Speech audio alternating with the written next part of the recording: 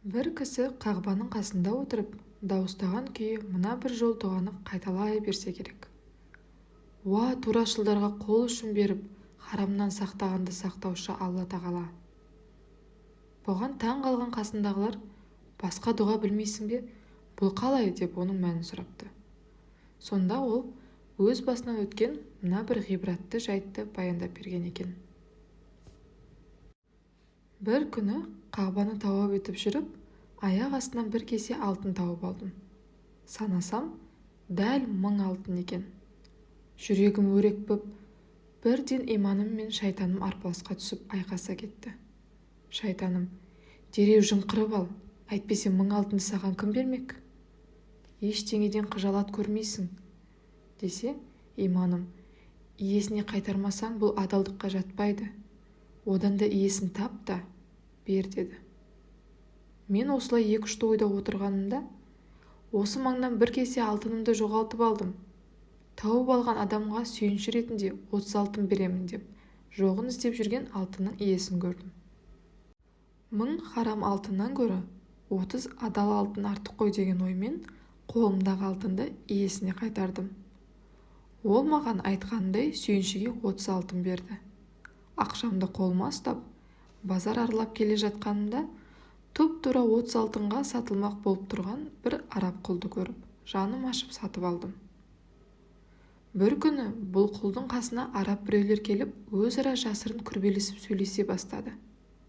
Құлдан олардың не айтып жатқандарын сұрадым. Құл еш жасырмастан: мен Марокко сұлтанының баласы едім. Әкем эфиопиялық бір патшамен соғыста жеңіліске ұшырағандықтан, мен соларға тұтқынға түстім. Олар мені осы жаққа әкеліп, құл есебінде саған сатты. Енді міне, әкем мені іздетіп жатқан көрінеді. Сатып болса да тауып әкелсін деп, бұлардың қолдарына 50 000 алтын ұстатыпты. Сен маған көп жақсылық жасадың, саған қарыздармын, сондықтан мені сатсаң, 50 000 алтыннан кемге сатушы болма, деді. Айтқанындай, әлгі құлды 50 000 алтынға саттым. Байып, Бағдатқа барып дүкен ашып, түрлі заттар сатумен айналыса бастадым. Бір күні бір танысым келіп, атақты бір саудагер досым қайтыс болды.